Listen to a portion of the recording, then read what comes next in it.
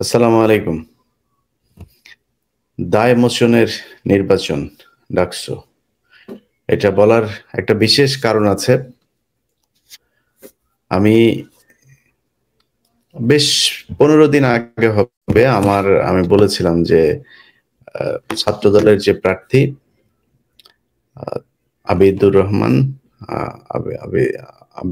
আবিদ খান, তো সে এবং ছাত্র শিবিরের যে প্রার্থী সাদিক কায়েম, এই দুইজনই পছন্দের প্রার্থী। তাদের ব্যাপারে দুজনের জন্য শুভকামনা জানিয়েছিলাম। যাই হোক, সবশেষ এসে আমি 2 দিন আগে ব্যালট নাম্বার 22 সাদিক কায়েমের জন্য ভোট চেয়েছি। সে ভোট চাওয়ার পেছনের একটা উদ্দেশ্য বলেছে। আসসালামু আলাইকুম প্রিয় দর্শক, দেশ কিংবা দেশের বাইরে যে যেখান থেকে বসে ভিডিওটি দেখছেন সবাইকে অনেক অনেক ধন্যবাদ এবং ভালোবাসা জানাচ্ছি। প্রিয় দর্শক, আমরা সরাসরি চলে যাব ভিডিও স্ক্রিনে, সেখানে আজকের ভিডিওর মূল অংশ দেখে আসবো। ভিডিওটি অত্যন্ত গুরুত্বপূর্ণ হবে, অবশ্যই ধৈর্য সহকারে পুরো ভিডিওটি দেখবেন, তাহলে বিস্তারিত বুঝতে পারবেন। ভিডিও শেষে গুরুত্বপূর্ণ আলোচনা করা হবে। একটা উদ্দেশ্য বলেছে। আমি আগেই বলেছি যে ইদানিং বিরানি আলম সহ বিএনপির কিছু তথাকথিত স্বঘোষিত কিছু আপনার আছে, কি বলে, স্বঘোষিত অনলাইন অ্যাক্টিভিস্ট, ইনফ্লুয়েন্সার এরা আছে। এরা এসে এখন নিজেদেরকে আপনার বিএনপির অ্যাক্টিভিস্ট হিসেবে দাবি করছে। এর মধ্যে বিরানি আলম সবার উপরে। কয়েকদিন আগে টক শো করে তারপরে বলেছিল যে সে চেনে না, কি বলে, ওই যে তারেক রহমানকে নাকি সে চেনে না। ওই যে মনির হায়দার, সে পাশাপাশি বসে টক শো করছে, বলছে ওই যে লন্ডনে যেন কি থাকে, উনি কি বিএনপির চিনেই না, এরকম একটা ভাব ধরে তারপরে সে কথা বলছিল।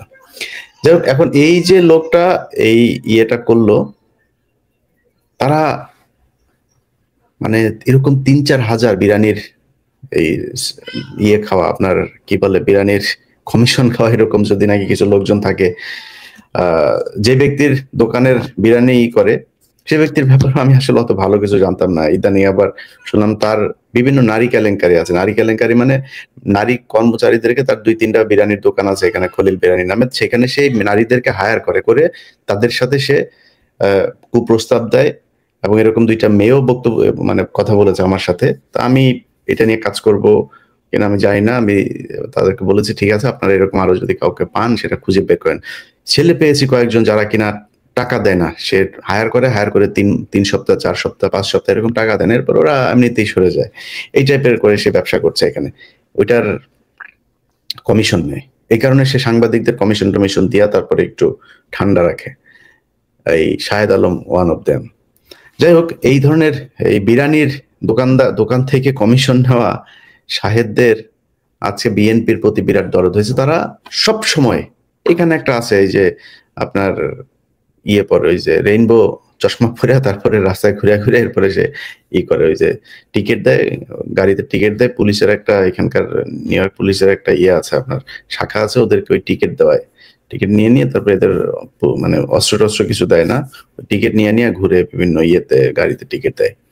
তো সে হেঁটেই তারপরে তার স্বভাব সুলভ ভঙ্গিতে সেই করে।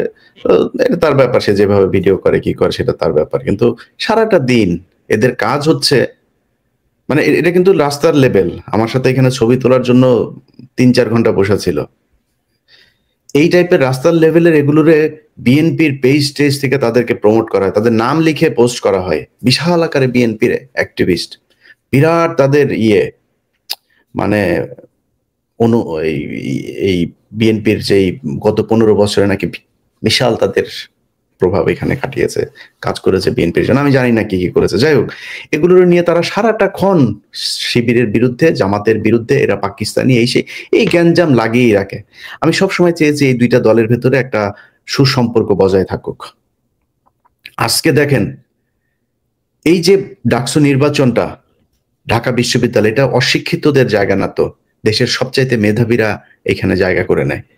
সেই মেধাবীদের এখানে আপনি যদি নাকি টিকে থাকতে চান, আসলেই মানুষকে আকৃষ্ট করতে চান, ভাই কাজ করতে হবে। কথা বলে চাপাবাজি করে তো আপনি সেখানে করতে পারবেন না। এই পাকিস্তানি ট্যাবলেট বিক্রি করে আপনি আর কতদিন খাবেন? এই ট্যাবলেট বিক্রি করে হাসিনার আজকে অবস্থা দেখেন কি। মুক্তিযুদ্ধের আমরা এখন প্রকাশ্যে বলি আমরা পাকিস্তানের পক্ষে, আপনার কি মনে হয় আমি যে কথা বলি আপনার মনে হয় আমি মিন করি যে আমরা পাকিস্তানের সাথে একসাথে হইতে চাই? ওর মনে হয় ওরা যখন বাংলাদেশে মুক্তিযুদ্ধ হয়েছে ওরা আমাদের কাছ থেকে দেশ লিখে নিয়েছে, সেখানে বাংলাদেশের কোনো মানুষ থাকে নাই। ওরা এখন পর্যন্ত এই বছরও তারা বাংলাদেশের স্বাধীনতা দিবসকে তারা বলেছে যে ভারতের স্বাধীনতা দিবস। 16ই ডিসেম্বরকে তারা ভারতের বিজয় দিবস পালন করেছে, এই বছরও করেছে। সেই সুশীলরা কোথায় যারা দেশপ্রেমিক? আমরা পাকিস্তানের পক্ষে কথা বললে যাদের গায়ে জ্বলে, পাকিস্তান জিন্দাবাদ, সারা জীবন পাকিস্তান আমাদের পাশে থাকবে। তো ভারত মৃত্যুর আগ পর্যন্ত এই দেশের শত্রু আছে, শত্রু ছিল, শত্রুই থাকবে। সো আমাদের পাকিস্তানের সাথে সুসম্পর্ক রাখা খুব জরুরি। পাকিস্তান বলে দিয়েছে যে তোদের এই যে আমাদের যেই নিউক্লিয়ার জাহাজ আছে এগুলো সব তোদের, ভাই দিয়া দিব তোদের যা যখন দরকার হবে। এবং গ্যারান্টি দিলাম আমি ইলিয়াস হোসাইন সেই দিন পর্যন্ত বেঁচে থাকি অথবা মারা যাই, পাকিস্তান প্রয়োজনে আমাদের পক্ষ হয়ে তারপরে ভারতের সাথে যুদ্ধ করবে। এবং সেদিন আসবে, সেই যুদ্ধ আসবে। এটা আমাদেরই না, এটা বিশেষ জায়গা বলে গিয়েছে, হইতেই হবে গাজওয়ে হিন্দ। সো আপনি এখন সেই একই বয়ান তৈরি করে আওয়ামী লীগের মতো আপনি এই শিবির মানে পাকিস্তানি, জামাত মানে পাকিস্তানি এগুলো বলে দেশকে আবার বিভক্ত করে সেই আওয়ামী লীগের অস্ত্র ব্যবহার করলে তো আমরা এটা মানে নিব না ভাই। আমারে আপনি মনে করবেন, আমার চিনবেন না ভাই, আমারে আজকে মনে করবেন আমি বিএনপি করি, কালকে মনে হবে জামাত করি, আমার চিনতে পারবেন না, কারণ আমি তো ভাই কারোর পক্ষে নাই।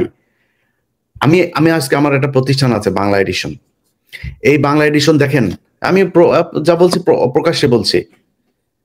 আমি জামাতের আমির সাহেবকে নিজে বলেছি যে ভাই বাংলা এডিশন একদম সেই শুরুতে বাংলা এডিশন শুরু করেছে, তো আমার তো আসলে টাকা পয়সা নেই, আমরা একটা ভালো কাজ করবো, এখানে অর্থনৈতিকভাবে আপনাদের একটু সাপোর্ট লাগবে, যতটুকু পারেন আপনাদের বিভিন্ন প্রতিষ্ঠান নিয়মতান্ত্রিক ভাবে যেভাবে বিজ্ঞাপন দেয় দেন। আজকে পর্যন্ত জামাত একটা 4 আনা পয়সা দেয় নাই, 4 আনা পয়সা আমার প্রতিষ্ঠানকে দেয়নি। এখন এটার জন্য আমি জামাতের বিপক্ষে, মানে একটা ন্যায্য বিষয়কে কি আমি জামাতের বিপক্ষে বলবো? যেটা ন্যায্য এটা আমাকে ন্যায্য বলতে হবে।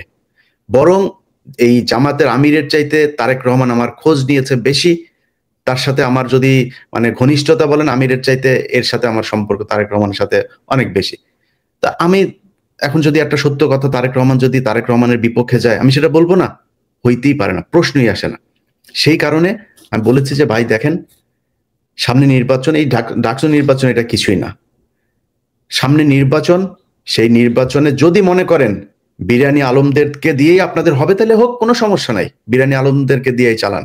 তো যদি মনে করেন আমাদের প্রয়োজন আছে তাহলে ভাই আমাদের আপনাদের কাছে ব্যক্তিগত কোনো চাওয়া পাওয়া কোনো কিছু নেই, কোনো অর্থনৈতিক সুবিধা দেওয়া লাগবে না ভাই। একটা জায়গায় ঠিক রাখতে হবে, এই দেশে বাংলাদেশ যে 1971 সালে যে ঘটনা, সেইখানে ইন্ডিয়া এবং আওয়ামী লীগের যে বয়ান, ওই ন্যারেটিভ থেকে বের হয়ে আসতে হবে। এগুলি শরীরের মধ্যে হিট করে। আপনি আমারে এই দেখেন কয়দিন আগে রফিকুল ইসলাম মাদানী ভাই আমারে নিয়ে খুব জ্বালাময় বক্তব্য টক্তব্য আলেমরা দিয়েছে, দেখেছেন না? আব্বাসী ভাই দিয়েছেন, কিছু বলেছে ভাই, এরা ভালো মানুষ, এদের কোনো জায়গায় একই চাওয়া কিন্তু ডিরেকশন ভিন্ন। সে তার মতো করে চায়, আমি আমার মতো করে চাই, কিন্তু ভারতের প্রশ্নে আমরা সবাই এক, যে কারণে আমি তাদের কোনো জবাব দিই নেই, জীবনও দিব না। রফিকুল ভাই যদি আমার ছবি নিয়ে জুতা দিয়া পিটায় ভিডিও করে, তা রফিকুল ভাইয়ের বিরুদ্ধে আমি কোনদিন একটা কথা বলবো না, কারণ সে ভাই ভারত বিরোধী, আর কিছু দরকার নাই। সো তাদের বিরুদ্ধে আমার লাগাইতে পারবে না। কিন্তু এই যে বিএনপি ছাত্র দলের যেই ক্যাম্পেইন করলো গত কয়েকদিনে, ক্যাম্পেইনের মূল বক্তব্যই হচ্ছে আপনার পাকিস্তানি। আরে ভাই, এটা তো আওয়ামী লীগের অস্ত্র, এই অস্ত্র আপনি ব্যবহার করছেন কেন? এর বাইরে অনেক কিছু আছে। এখন সব শেষ কিছু কথা বলি। আমি ধরেন এখন কিছুক্ষণ আমি আবিদের জন্য ভোট চাই। আচ্ছা আবিদ ভাই, আপনি বিএনপি করেন, ছাত্রদল করেন, আপনি সাদিকের কাছ থেকে জিততে চান। সাদিকের কাছ থেকে যদি জিততে চান তাহলে সাদিকের চাইতে ভালো হইতে হবে আপনাকে। সাদিক যা করে তার চেয়ে ভালো কিছু করতে হবে। ছাত্রলীগ কি করেছে এই দেশে? ছাত্রলীগ, এটা পরে আসি। সো আপনি সেটা কি করবেন তাদের চাইতে ভালো, সেটা আপনি ঠিক করেন। কিন্তু শিবির, আপনি যদি সারা দেশে দেখেন, আচ্ছা শিবির খুব খারাপ, শিবির খালি রক কাটে, শিবির পাকিস্তানি, শিবির এই, শিবির জঙ্গি, সবকিছু মেনে নিলাম। কোনোদিন শুনেছেন শিবিরের কোনো ছেলে কোনো নারীকে উত্ত্যক্ত করেছে?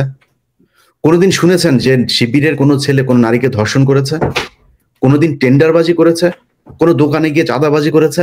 কোনো একজন ছাত্রীকে অসম্মান করে তারপরে কথা বলেছে? এখন তো ওরা আরো আপডেটেড হয়ে এসছে। আপনি এই যে মেয়ে মানুষ করতে পারবে না, হিন্দুরা জামাত করতে পারবে না, এমন মানে ট্রাম্প কার্ড খেলেছে বলতে পারবেন না, নারীরা তাদের পাশে দাঁড়িয়ে কথা বলছে। এবং আপনি ইয়েতে কি বলে হিন্দুদের আলাদা, জামাতের আলাদা তাদের শাখা খোলা হয়েছে, হিন্দু শাখা, আপনি তারা আটকাবেন কেমনে? এখন আটকাইতে হলে তার চেয়ে ভালো কিছু করতে হবে। ভালো কিছু করতে হলে ভাই আপনি ছাত্র দলের একজন ভাই, আমি বললাম না একটু আগে শুরুতেই যে আমি ভাই বিভাজন তৈরি করতে চাই না। ছাত্র দল আর ছাত্র শিবির এই 5 তারিখের আগে জেলখানায় বসে একজনের বাসার খাবার এসে 2 ভাই ভাগ করে খেয়েছে। শিবিরের বাসা থেকে এসছে খাবার, ছাত্র দলের ভাই তার পাশে বসে সেই খাবার ভাগ করে, ছাত্র দলের বাসা থেকে এসছে, শিবিরের এরা ভাগ করে খেয়েছে। এক মুরগি নিয়ে গিয়েছে, সেই মুরগি নিয়ে জবাই করেছে, সবাই মিলে খেয়েছেন। এটাই তো ছিল আমাদের এই কয়েকদিন 5 তারিখের আগে। কোনো বিভাজন ছিল নাকি? 5 তারিখের দিন বলেছিল কে ছাত্র দল কে ছাত্র শিবিরের, তারা আসবে জুলাই ছাত্রদের পাশে দাঁড়াবে না, সবাই সবার জায়গা থেকে যে যেভাবে পেরেছে সেভাবে দাঁড়িয়েছে। সো আমি বিভাজন তৈরি করতে চাই না, কিন্তু বিভাজন তৈরি হচ্ছে, এখনো পর্যন্ত চলছে। আপনাদের আলাদা পলিটিক্যাল পলিসি আছে, কোনো সমস্যা নেই, সবাই আলাদা আলাদা করে আপনার মতো করে আপনি করেন। এখন ছাত্র শিবিরের আর ছাত্র দলের ভেতরে যদি নাকি মনে করেন আপনি ভালো করবেন, আপনারা ভোট দিবে, যদি মনে না করেন ভোট দিবে না। আমি ছাত্র দল আর ছাত্র শিবিরের আজকে দুইজনের পক্ষেই থাকলাম, আমার কোনো সমস্যা নাই, যে ভালো আছে তারে ভোট দেন। কিন্তু ছাত্র শিবিরের কথা যদি বলি, স্বাধীনতা যুদ্ধ হয়েছে 54 বছর আগে। এই 54 বছর আগের যুদ্ধে যারা কিনা আপনি কথিত যে যুদ্ধাপরাধী হিসাবে যাদের ফাঁসি দিয়েছেন, কেন মেনে নিলাম, তারপরেও তারা তো মারাই গিয়েছে, বিচার আল্লাহ করবে একদিন। ধরলাম তারা আপনারা যা বলেন সেটাই, আপনাদের কথা মতো আপনারা দিয়ে গেলেন। তারপরে প্রজন্ম এখন যে শিবির করে, তার চরিত্রের সাথে একজন গ্রামের মানুষ যদি নাকি দেখে যে শিবিরের একটা ছেলে এত সুন্দর, তার চলাফেরা, টাকনুর উপরে প্যান্ট পরছে, 5 ওয়াক্ত নামাজ পড়ে, নিজের টাকা পয়সা দিয়া তারপরে পলিটিক্স করে, আবার মানুষের দান খয়রাত করে, কোনো টেন্ডার নাই, কারোর বাসায় গিয়ে চাঁদাবাজি করে না, দোকানে চাঁদাবাজি নেয় না, বাস স্ট্যান্ডে গিয়ে চাঁদাবাজি নেয় না, কোনো নাই। শিবিরের দখল যে করেই না, শিবির দখল করে কি জানেন? আপনি একটা প্রতিষ্ঠানের টেন্ডারবাজি করতে যান, আর শিবির যায় দখল করে, জামাত দখল করে কি জানেন? ওই টেন্ডার যে দেয় তারে যায় দখল করে, ওই চেয়ার দখল করে সে। সো মানে আপনি ওই পদে যান, শত শত ব্যারিস্টার শিবিরের, জামাতের, বিএনপি সেইভাবে কয়জনকে তৈরি করতে পেরেছে? বিএনপি তো বিশাল সংগঠন, এবং তারা সবাই ভারত বিরোধী লোকই তো। ধরেন এখানে 90% লোক ভারত বিরোধী, কয় পার্সেন্ট আছে যারা কিনা আওয়ামী লীগের সাথে আতাত করে চলে, কিন্তু তারা উপরের জায়গায় আছে। এটা হলো সমস্যাটা। তো আপনি এই শিবিরকে যে এখন যে আপনি বিট করবেন, বিট করতে গেলে তার চাইতে উন্নত আদর্শ নিয়ে আপনাকে আসতে হবে। শিবির যা করে এটাই আল্লাহর আদর্শ, এটাই আল্লাহ, এটাই বলে দিয়েছেন। আমি এগুলি যদি কেউ বলে সেটা তার ব্যাপার, কিন্তু আমি যে দুইজনকে দাঁড় করাই, তাহলে কে বেশি হবে? অথচ এই শিবিরকে গেল 54 বছরে আপনি চিন্তা করতে পারেন, একটা বিশ্ববিদ্যালয়ে তাদের কোনো সংগঠন করতে দেয় নাই, কোনো কর্মসূচি করতে দেয় নাই। কারণ কি? শিবির কি করেছে? শিবির সন্ত্রাসী? শিবির খারাপ কাজ করে? যদি খারাপ কাজের সন্ত্রাসী কার্যকলাপ করে কি করে না, সেটা বাংলাদেশের মানুষের কাছে প্রশ্ন ছুড়ে দিলাম। বাংলাদেশের যারা এই ঢাকা বিশ্ববিদ্যালয়, জাহাঙ্গীরনগর বিশ্ববিদ্যালয়ে যারা পড়েন, আপনাদের কাছে প্রশ্ন করে দিলাম যে নিরপেক্ষ সজ্ঞানে সুস্থ মস্তিষ্কে আপনি নিজে নিজে চিন্তা করেন যে ইলিয়াস ভাই আমার যে কোশ্চেনটা করলো, আসলে আমি এই রহিম হইল গিয়া ছাত্রলীগ আর করিম হইল গিয়া ছাত্র শিবিরের, দুজনের মধ্যে চরিত্রটা একটু চিন্তা করি তো, যে কার চরিত্রটা কতটুকু ভালো, কে কতটুকু ভালো মানুষ। দুজনের কাছে কালকে সকালে যায়েন তো, যাই বলেন ভাই আমি এই বিপদে পড়ছি, ভাই আমারে একটু হেল্প করতে হবে, দেখেন তো কার কাছে আপনি মানে বিনামূল্যে সহযোগিতাটা পান। এটা আপনি ঠিক করে নিয়েন। এই দেশে ধর্ষণের সেঞ্চুরি হয়েছে, এই দেশে প্রকাশ্যে আমার চোখের সামনে কুপিয়ে বিশ্বজিৎকে খুন করা হয়েছে, এই দেশে শুধুমাত্র একটা ভারতের বিরুদ্ধে ফেসবুকে পোস্ট করার কারণে একটা মেধাবী বুয়েটের শিক্ষার্থীকে পিটিয়ে হত্যা করা হয়েছে। আপনি চিন্তা করেন তো, আপনার মা এখনো যদি, যখন তার ছেলের কথা মনে হয়, মৃত্যুর আগের দিন পর্যন্ত, মানে আগ মুহূর্ত পর্যন্ত, জীবনে কি কোনোদিন সে তার সন্তানের কথা ভুলতে পারবে? ছাত্রলীগ সেটা করেছে। এই দেশে এমন কোন অপকর্ম, ছাগল চুরি পর্যন্ত এই ছাত্রলীগ করেছে। সার্চ দেন, ছাগল চুরি করতে গিয়ে ধরা পড়লো ছাত্রলীগ কর্মী, দেখেন নেতা, দেখেন আপনি এখন গুগলে সার্চ দেন, এখন নিউজ পাবেন। এটা তারা করেছে। তাদের সন্ত্রাসী তো তারা, নিষিদ্ধ হওয়ার কথা ছিল এতদিন, তারা হয় নাই। নতুন একটা বাংলাদেশ এটা, যেখানে শিবির তার যে কর্মসূচি সেটা করার সুযোগ পেয়েছে। শিবির ভোট চাইতে পারে। শিবির এখন, আমি জানি না, আমি তো মানে ভবিষ্যৎ লিখতে পারি না, আমি জানি না যে শিবির কালকে পাশ করবে নাকি আবিদ পাশ করবে, আমি জানি না। যাদেরকে আপনারা যাকে ভোট দেবেন সে পাশ করবে। কিন্তু যদি নাকি এই গেল এত বছরের যেই দায়, এই যে শিবিরকে যেভাবে চেপে রাখা হয়েছে, যেভাবে মিথ্যা অভিযোগ তুলে তারপরে তাদের উপরে যে দমন পীড়ন নির্যাতন করা হয়েছে, আপনি গেল এই 5 বছর যদি নাকি হিসাব করেন, 14 সালের নির্বাচনের পর থেকে আপনি হিসাব করেন, শিবির করা মানে এটার কোনো বিচার নাই ভাই। একটা নারীকে আপনি রোজা ভাঙিয়ে তারপরে ধর্ষণ করেছেন, তার অপরাধ তার স্বামী শিবির করত। এটাই তো বাংলাদেশ। এই দায় মোচনের সময় এসেছে। সো আমি মনে করি সেই দায় মোচনের সুযোগ হিসাবে সাদিককে ঢাকা বিশ্ববিদ্যালয়ের ছাত্র দলকেও তারে ভোট দেওয়া উচিত, এই দায় মোচন করতে হবে। যদি সাদিক পাশ না করে, মনে করেন পাশ না করলো না, ছাত্র শিবিরকে এইটুকু সন্তুষ্ট হইতে হবে যে ছাত্রলীগ আর আওয়ামী লীগ যেভাবে আপনাদেরকে ক্যাম্পাসে ঢুকতে দেয় নাই, নিষিদ্ধ করে রেখেছিল, ছাত্র দল অন্তত সেই সুযোগটা আপনাদেরকে দিয়েছে। অতএব এইটুক বাস্তবতা মেনে নেন, মেনে নিয়ে ধৈর্য ধরে আপনাদের দুই দলের ভেতরে যখন কিনা এই কম্পিটিশন চলবে, তখন আপনাদের এই দলে কিছু ওই দলে কিছু ভাগ করে করে এই ছাত্রলীগ এগুলো ঢুকবে। ঢুকার পরে দেখবেন আপনারা একটা কর্মসূচি দেবেন, সেই কর্মসূচিতে ও তো ছাত্রলীগ করে, ওর মাথায় আছে ওই পারে হইলো আমি, ও এখন ছাত্র দলের পক্ষে আছে, ওই পারে আছে হইলো ছাত্র শিবির। ওরে তো ছাত্র শিবির পাইলে ওরে পিটাইতে, বেদম পেটে মেরে ফেলতে হবে, কোপাইতে হবে। ও কোপাবে, দোষ যাবে হচ্ছে ছাত্র দলের উপর। ছাত্র শিবির তখন সেটা প্রতিশোধ নেবে। ছাত্র দল আমাদেরকে, ছাত্র শিবির প্রতিশোধ নেবে। ছাত্র দল আরেকজনকে মারার জন্য ঘুরবে, চেষ্টা করবে, হয়তো সফল হবে। এইভাবে চলবে। একটার পর একটা ঘটনা ঘটতে ঘটতে ঘটতে চরম মুহূর্ত যাবে, তখন আপনাদের দুই দলের ভেতরে এই ভাঙন তৈরির ফাঁকে আওয়ামী লীগ আবার ঢুকবে। সো সেই সুযোগ আসলে করা যাবে না, হইতে দেওয়া যাবে না। আপনাদের সবার কাছে অনুরোধ থাকবে, কালকে যেই নির্বাচন হবে সেই নির্বাচনে গত কয়েকদিন ধরে সেনাবাহিনী তাদের গোয়েন্দা সংস্থা দিয়ে, এই যে আজকে আপনি নিউজে দেখেছেন যে ওই লাশ পোড়ালো, আসলে বাংলাদেশের কোনো মানে সলিড ইসলাম যারা পালন করে, কোনো মানে বিকৃত রুচির মুসলমান ছাড়া কেউ কোনোদিন আরেকজনের কবর থেকে যায় লাশ তুলে না তারপরে পোড়াবে না। এটা তো হচ্ছে তো, তাই না? তো আমি আপনাদেরকে যেটা বলবো যে এটা যারা করেছে সেখানে গোয়েন্দা সংস্থার ছিল, গোয়েন্দা সংস্থার সেখানে আপনার কি বলে যে মানে তাদের পরিকল্পনাতে এই ঘটনাগুলো ঘটেছে। তো এই ঘটনাগুলোর মধ্যে আপনি আজকে ছাত্রলীগের দুইজনকে দেখেছেন। এরকম এই কয়দিন ধরে যত ধরনের কাজ করা হচ্ছে, ততদিন ধরে এই এই এই এই যতগুলো ঘটনা ঘটেছে এখানে ডিজিএফআই এগুলোর সাথে জড়িত, এবং দেশকে বিশৃঙ্খলা এবং একটা একটা একটা উচ্ছৃঙ্খল পরিস্থিতির দিকে ঠেলে দেওয়ার জন্য যা যা প্রয়োজন ডিজিএফআই তার সবকিছু চালিয়ে যাচ্ছে, এবং এটার মূল হোতা হচ্ছে এই আওয়ামী ওয়াকার। তো তাদের ব্যাপারে এই থাকতে হবে, যথাসংখ্যক পুলিশ মোতায়েন করা হয়েছে।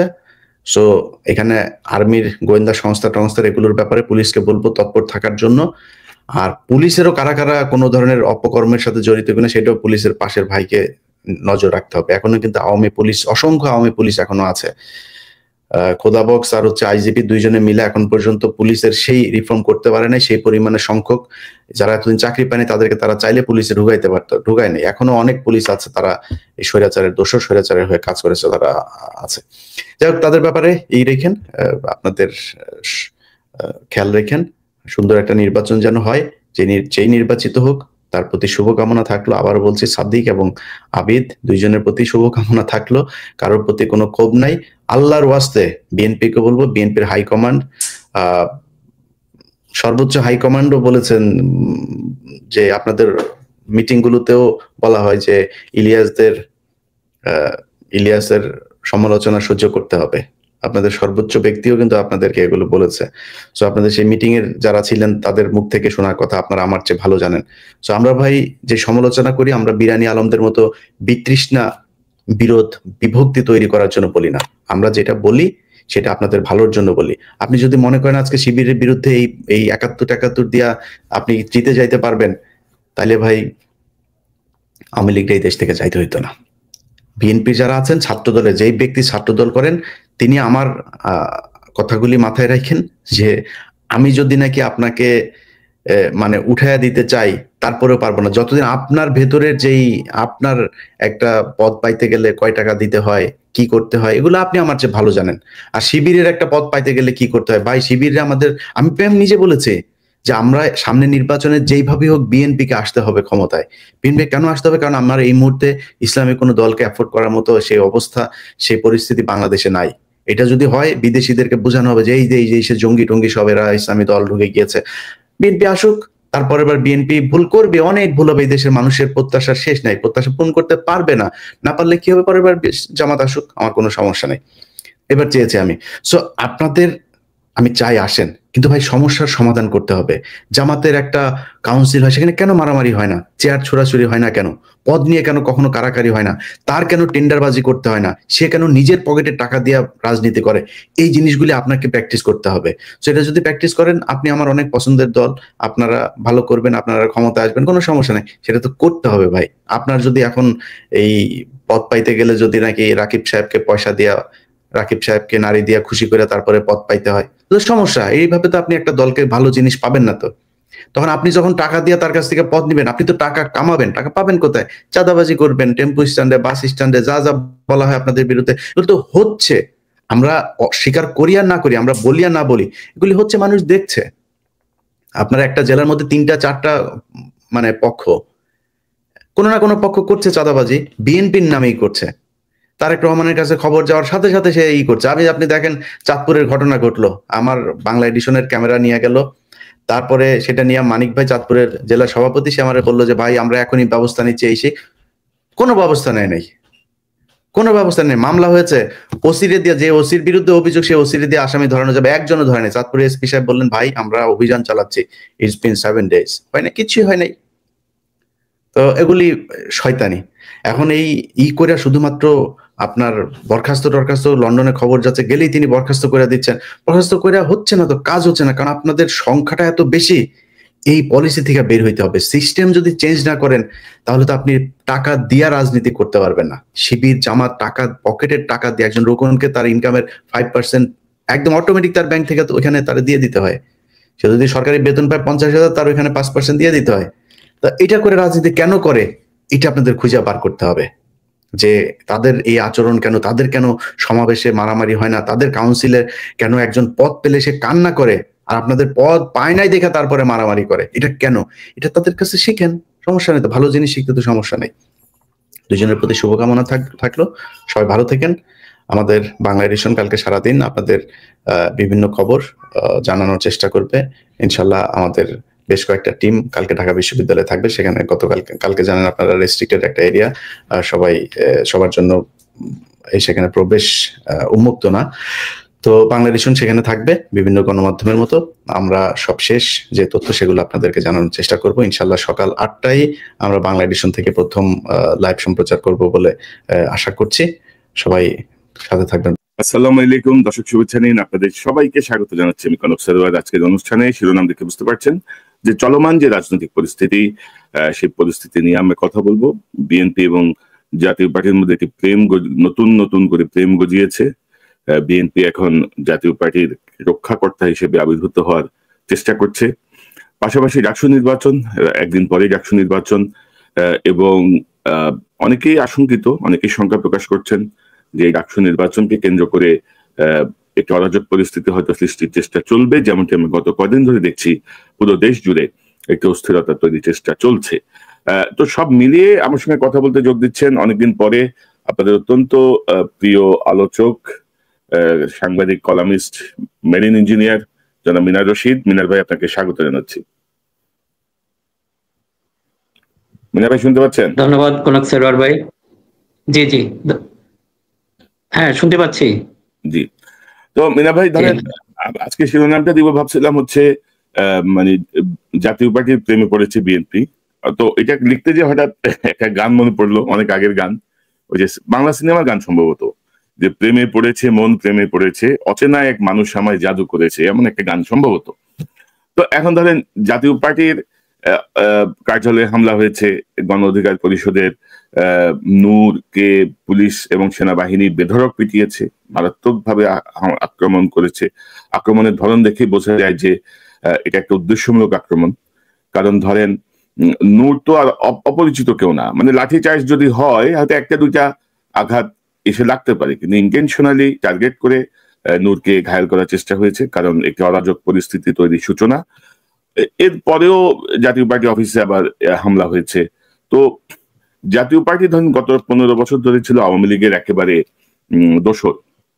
দোসর মানে কি, জাতীয় পার্টি মানে ঠেকা দিয়ে রাখছিল আওয়ামী লীগের এই ফ্যাসিস্ট রেজিমকে, প্রতিটি নির্বাচন বলেন, প্রতিটি অপকর্ম বলেন।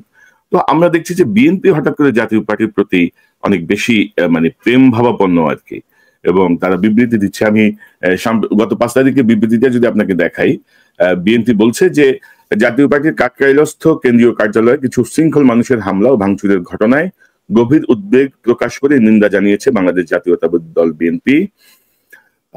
আজ বিএনপির এক বিবৃতিতে বলা হয়, জাতীয় পার্টির কার্যালয়ে এহেন হামলা ও অগ্নিসংযোগের ঘটনা জুলাই গণ অভ্যুত্থানের পরে গণতান্ত্রিক রাষ্ট্র ও সমাজ বিনির্মাণের প্রত্যাশা পূরণে জনমনে বিভ্রান্তি ও হতাশা সৃষ্টি করবে। বিনির্মাণ বানান ভুল, এটি গণতন্ত্র ও জুলাই চেতনার সাথে সাংঘর্ষিক।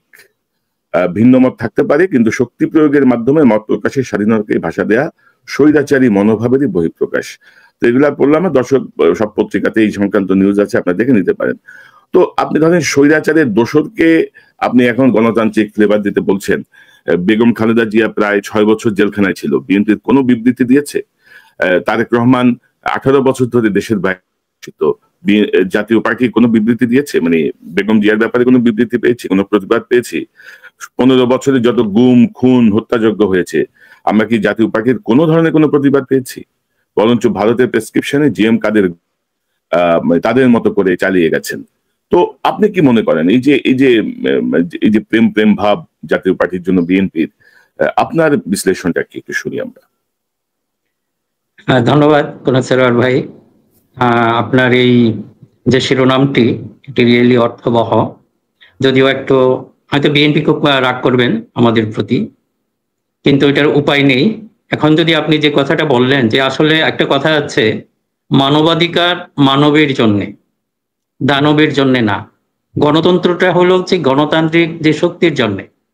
আপনি যদি এখন সেই হিটলারের পার্টির জন্য কান্নাকাটি করেন, ইউরোপ কি সেটা কি করবে?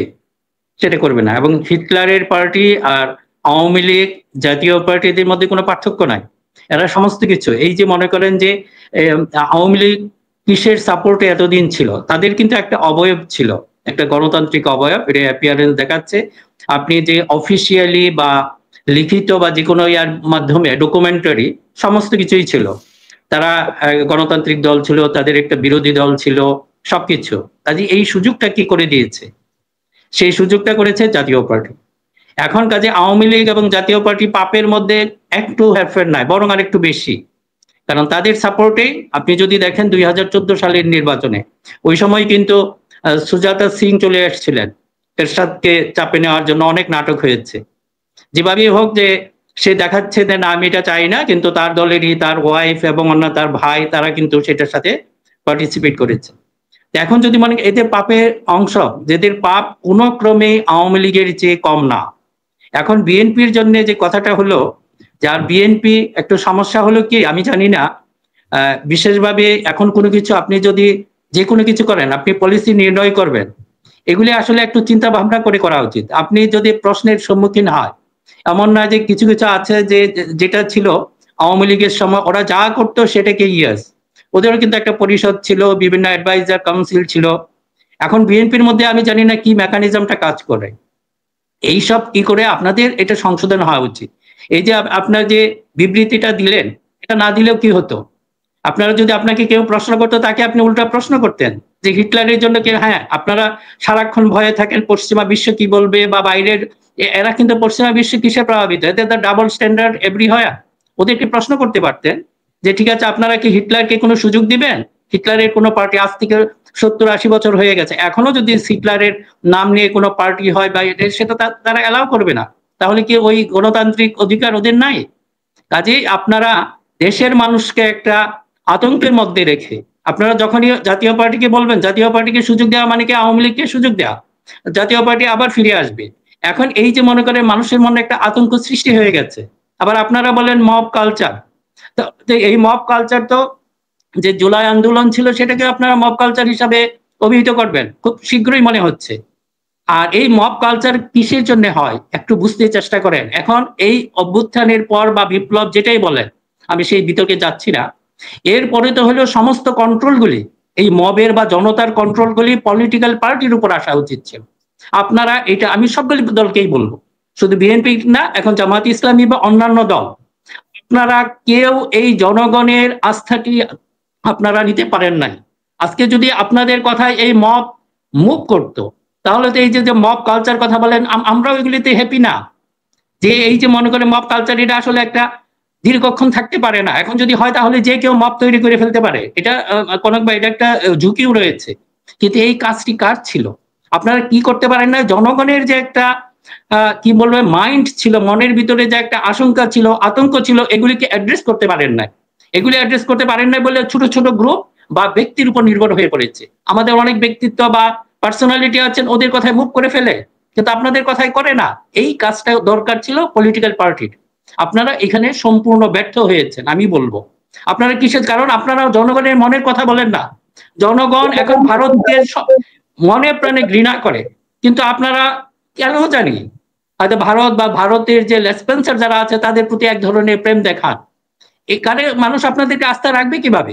কাজে মব যে সৃষ্টি হচ্ছে, এটার জন্য দায়ী আমাদের পলিটিক্যাল পার্টিগুলি। তারা দেখেন এখন সবচেয়ে বড়ই হয়ে গেছে, কনক ভাই, যে আপনি হয়তো খেয়াল করেছেন, ইদানিং যেটা শুরু হয়েছে, এই যে আমরা যারা, আমি দেখেন মানে যারা এটা বলি যে এখন this is not the time, যে আপনাদের যে পারস্পরিক যে আপনারা ঝগড়া শুরু করেছেন বা পলিটিক্যাল যে কি বলবো যে এক ধরনের শত্রুতা এটা শুরু হয়ে গেছে, এটা কিন্তু এখন এটা টাইম না। অন্তত পক্ষে নেক্সট ইলেকশন, আমি বারবার বলেছি, আপনারা হয়তো বলবেন কেন আমি খেপে গেছি, হয়তো অনেকের মনে প্রশ্ন আসতে পারে, তাদের জ্ঞাতার্থে বলছি। আপনারা যদি খেয়াল করেন, আমরা বারবার বলছি this is not the time. আপনাদের একটা গণতন্ত্রে, আমরা এখনো গণতন্ত্রে ফিরি নাই। গণতন্ত্র ফিরার আগেই আপনারা যে এই পারস্পরিক ঝগড়াঝাটি শুরু করেছেন, এটা একটা আতঙ্কের কারণ। এই আতঙ্ক থেকে আপনাদের উপর। জি মিনা ভাই, ধরেন গত 15-16 বছর বিএনপি জামাত একসাথে নিষ্পেষিত হলো আওয়ামী লীগের দ্বারা। মানে বিএনপি জামাত এটা একটা মানে গালি বলেন, ট্যাগ বলেন, সকল কিছুতেই বিএনপি জামাত। কিন্তু একসাথে বানিয়ে ফেলছে। মানে হাসিনা পালায় যাওয়ার পরে কি পরিমাণ ইম্যাচিউর পলিটিক্যালি তারা, এই দুইটা দল, যে তারা দুজনের মধ্যে লেগে গেল কিন্তু। এবং ধরেন যে জামাত তার মতো করে মনে করলো যে, জামাত মনে করলো যে আমি তো বিশাল ব্যাপার হয়ে গেছি, বিএনপি মনে করলো যে আমি তো বিশাল ব্যাপার হয়ে গেছি, আমি ক্ষমতায় যাব। জামাত বলতেছে আমি ক্ষমতায় যাব। এবং একজন একজনের বিরুদ্ধে যেভাবে মানে মাঠে নামলো, এবং বিএনপি শুরু করলো সেই আওয়ামী ন্যারেটিভ সব আবার সামনে নিয়ে আসা শুরু করলো জামাতকে ঘায়েল করার জন্য। জামাত আবার বিএনপি কে ঘায়েল করার জন্য ওই তারাও আবার দুর্বল জায়গায় আঘাত করলো। তো মানে এটি ইম্যাচিওর পলিটিক্যাল বৃহৎ দুইটা দল, এই দুইটা দলের সুযোগ। এবং ধরেন আমরা কিন্তু বলছি, একটা বান্দা কিন্তু এতদিন জাতীয় পার্টির ব্যাপারে কোনো কথা উচ্চারণ করে নাই, না সরকারে না রাজনৈতিক দলে। তো এই ইম্যাচিউরিটির কারণটা কি বলেন তো? এই যে এতটা ইম্যাচিউর কিভাবে হয় এত প্রবীণ লোকজন রাজনীতির মাঠে? না, এইটা আপনার কয়েকটা কারণ এখানে আছে। আপনি যদি দেখেন যে আমাদের পলিটিক্যাল কালচারে, এটা আমার কাছে মনে হয় যেটা হয়েছে যে টপ বস যে কথা বলে এর বাইরে কেউ কিছু বলতে চায় না।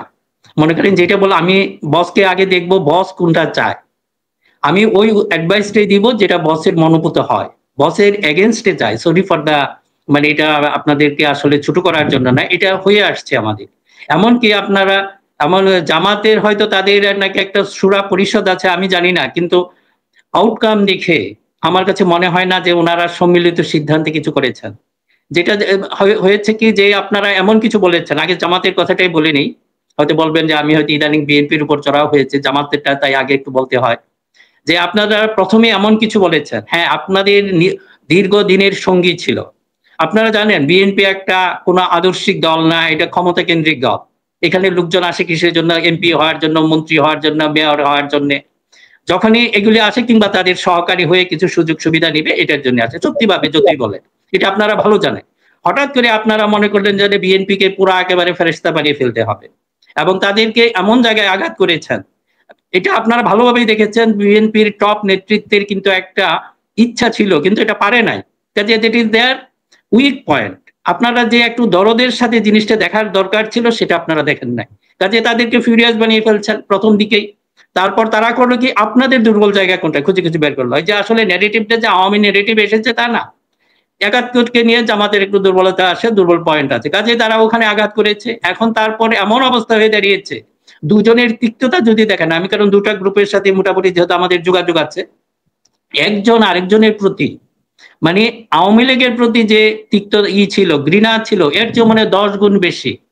এবং এই যে মনে করেন আজকে জাপা সিনে এসেছে এই কারণে সম্ভবত এখন বিএনপিও চাচ্ছে যে তাদের জন্য বিরোধী দল হিসাবে কিন্তু জাতীয় পার্টি মনে হয় তাদের ইয়ার মধ্যে আছে, প্রেফারেন্সের মধ্যে আছে। কিন্তু এটাতে জানেন না, এটা করতে গিয়ে আম ও ছালা দুটোই যাবে। আপনারা যদি আসলে গণতান্ত্রিক আচরণ করেন, আর দুইটা জিনিস যে আপনি আগস্ট বিপ্লবের পরে আমরা যে আমাদের এক্সপেকটেশনটা কি ছিল, যে দুটা দল, এটা শুধু জামাত এবং বিএনপির জন্য না, আমাদের এক্সপেকটেশন ছিল যে আগের যে পলিটিক্যাল কালচার এগুলি থেকে আমাদের বের হয়ে আসতে হবে। 50টা বছর আমরা নষ্ট করেছি। আমরা কি করেছি? আমরা একটা কল্পিত ভূতকে, একটা চেতনার ভূতকে খাওয়ানোর জন্য আমাদের সমস্ত সম্পদ, আমাদের সমস্ত এফোর্ট আমরা নষ্ট করেছি। আপনারা রক্ত মাংসের মানুষের কথা চিন্তা করেন নাই। এখন আমাদের এক্সপেকটেশন ছিল এই রক্ত মাংসের মানুষের নিয়ে রাজনীতি করবেন।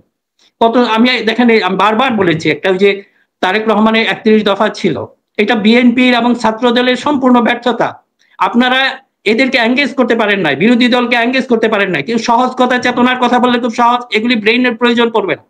আর আপনাদের যে এইগুলি নিয়ে আপনারা বিতর্ক করেন, হ্যাঁ এটা সম্ভব না, শিবিরে এইটা বলো, এনসিপি এইটা বলো, আপনাদের তো বিতর্ক এইখানে না। কাজে এই যে টোটাল সিস্টেমের উপরে আপনি এই কথাগুলি বলতে চান, আপনাকে বলবে সুপার জামাত। যাই হোক, জামাত একটু ইদেশে এখন আমাদের নাম হয়েছে সুপার জামাত। আমার কি সুপার জামাত হওয়ার আসলে প্রয়োজন আছে? আমার কি সাহস নাই?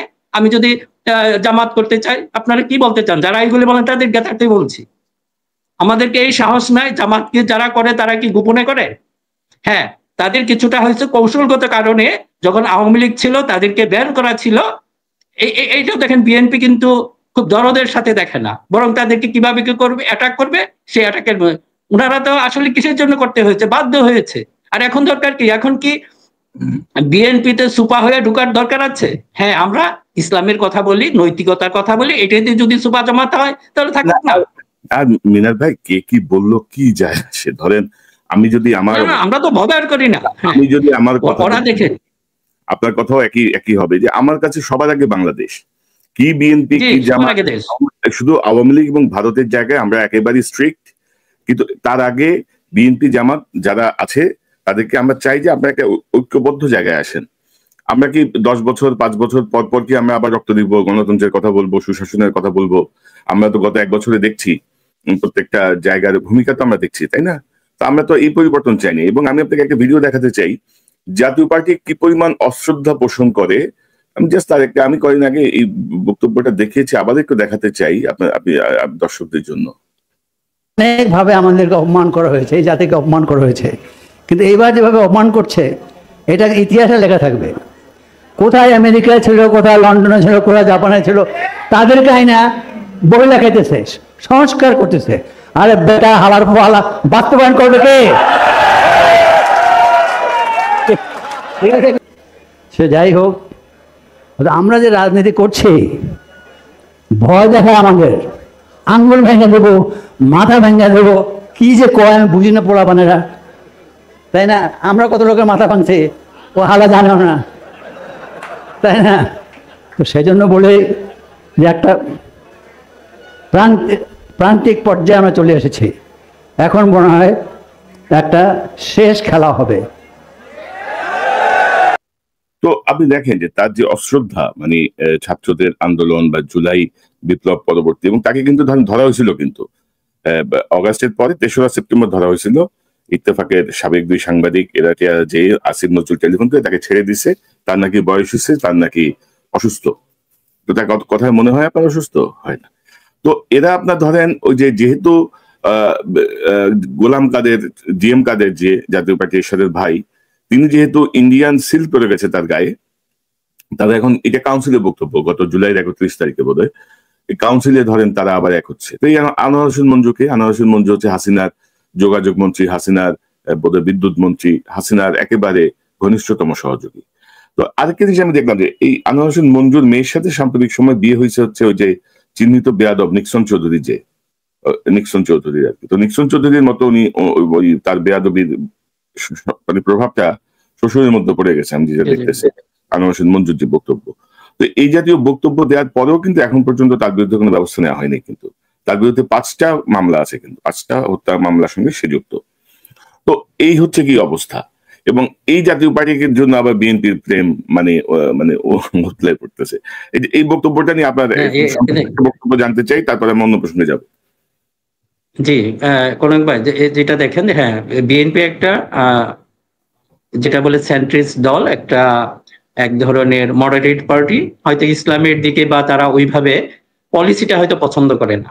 তারা হয়তো তৈরি করতে পারে জাপার মতো, হয়তো তাদের পছন্দ থাকে আইডিওলজি বা তাদের ওই নৈকট্যের কারণে। কিন্তু এটা যদি থাকে, আপনাদের উচিত ছিল যে হ্যাঁ, এটা থাকতেই পারে, যে কোনো পলিটিক্যাল পার্টির থাকতে পারে।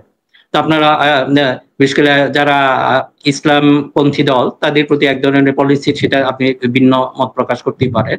এই জন্য আপনাদের প্রয়োজন ছিল যে হ্যাঁ, আপনারা একটা ধীরে ধীরে তৈরি করেন, এনসিপি বা অন্যান্য ধরনের অনেক কিছুই তো আছে, সেগুলো আমাদের সাজাতে হবে। সেই একই জাতীয় পার্টি, একই আওয়ামী লীগকে নিয়ে যেতে হবে, সেটা তো নাই। আর আরেকটা, অনেকে যে প্রশ্নটা করেন, তাহলে এদের একটা বিরাট সংখ্যক মানুষের কি হবে, সেগুলি নিয়ে তো আপনি সেই আইডিওলজিকে এস্টাবলিশ করতে পারেন না। তারা ধীরে ধীরে চলে যাবে। আপনি দেখেন আমেরিকায় যে ওদের তো স্বাধীনতা যুদ্ধ কিন্তু অনেকটা আমাদের মতো বা আরো ছিল। ওখানে কিন্তু যারা স্বাধীনতার বিরোধী ছিল, এটা আপনারা একটু খেয়াল রাখেন বা একটু করে দেখেন, তাদেরকেও কিন্তু এইরকম নিগ্রহ বা ইয়ার ভিতর দিয়ে যেতে হয়েছে। প্রথম জেনারেশনকে ওইভাবে মাফ করে নাই। তা আমরাও তো সেটা হয়েছে, আমাদের তো ফার্স্ট জেনারেশন চলে গেছে, তাদেরকে ফাঁসিও দেওয়া হয়েছে অনেককে। আবার সেকেন্ড জেনারেশন, থার্ড জেনারেশন, এটা কি আমেরিকা কি এখন কি আপনি কি চিহ্নিত করতে পারবেন কাদের কোন জেনারেশনের মধ্যেই ছিল? এরা মিশে গেছে, এরা বিভিন্ন যারা দেশের ভিতরে যে রাজনৈতিক দলগুলি আছে এগুলির সাথে মিশে গেছে। এটা বাংলাদেশেও হবে। কাজে আপনি যদি এখন মনে করতেছেন যে গ্রুপটা না, তাদেরকে আলাদাভাবে চিহ্নিত করে রাখতে হবে, তাহলে আমেরিকা ভুল করেছে। ওরা কি আমাদের যে আপনার চেয়ে আসলে গর্দভ নাকি ওরা? দেখা এখন যে জিনিসটা হয়েছে যে আওয়ামী লীগ বিএনপি অবশ্যই, আমার অনেক ফ্রেন্ড আছে আওয়ামী লীগের ফ্রেন্ড আছে, সত্যি ওদের জন্য খুব খারাপ লাগে। আমার খুব ক্লোজ ফ্রেন্ড, মোটামুটি থানা লেভেল এরিয়ার মধ্যে ছিল। ওরা যখন ফোন করে তখন খুব খারাপ লাগে, কিন্তু এই লোকগুলো আসলে কিছু করে না, ও ভালো ছিল।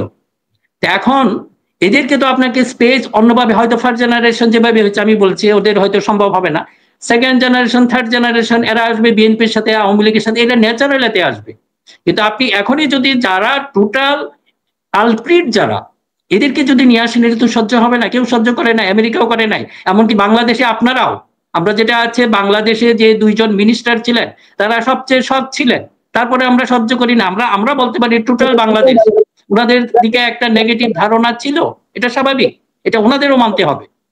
কিন্তু পরবর্তী জেনারেশনকে আপনারা যে অনেকে বেশি চিন্তিত হয়ে পড়ছেন, এদেরকে আমরা কিভাবে সলভ করবো, হ্যাঁ, এটা অটোমেটিকলি ওরা আসবে সেকেন্ড থার্ড জেনারেশনে, কিন্তু আওয়ামী লীগ নামে না, জাতীয় পার্টি নামে না, এই 14 দলের বদমাশদের মতো নামে নাই। আজকে যে কি অশ্রাব্য ভাষা, চিন্তা করেন, সে একটা পত্রিকার সম্পাদকও ছিল, একজন বিখ্যাত ব্যক্তির ছেলেও।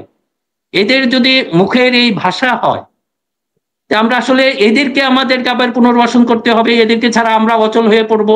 কাজে বিএনপি আপনাদের প্রতি বিশেষ অনুরোধ, এই আম ও ছালা দুইটাই হারাবেন না। যে আপনারা আগে নিজের যে আগে ক্ষমতায় আসবেন সেটা এনশিওর করেন। এখনই যদি মনে করেন বিরোধী দল হবে, সেটাও ঠিক করে আসতে চান, তাহলে কিন্তু আম ও ছালা দুটোই চলে যেতে পারে। এটা বলে রাখলাম একটু। রাইট না, এবং ধরেন যে আমরা তো মানে আগের অনেক সিদ্ধান্ত দেখেছি, রং সিদ্ধান্ত। ধরেন 18 সালে যেই মধ্যরাতে নির্বাচনের পরে বিএনপির 5 জন সংসদে গেছে না, যোগ দিছে না, এটা একজনের বৈধতা দেয়া। তখন বলা হয়েছিল কৌশলগত কারণে আমরা।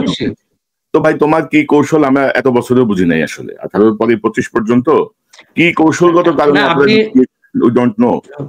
কনক ভাই, এখানে একটু আপনাকে কারেক্ট করি, ওই সময় কিন্তু বিএনপি সেটা চায় না, বিএনপিকে বাধ্য করা হয়েছে, ওনাদেরকে কিন্তু স্যাক করা হয়েছিল। পরে কিন্তু এটা দেখেন যে আপনি ওনাদেরকে বাধ্য করা হয়েছে, বিএনপিকে বাধ্য করেছে, মানে ব্ল্যাকমেইলিং এর মাধ্যমে। এখন ধরেন ওই 5 জন যদি যোগ দিত, বিএনপি থেকে বের হয়ে যেত, বিএনপির কি ক্ষতি হতো? বরঞ্চ আপনি এই যোগটা দিয়ে, মির্জা ফখরুল বাদে যে 5 জন যোগ দিল, এটা দিয়ে আপনি ওই 18 নির্বাচনের বৈধতা দেন।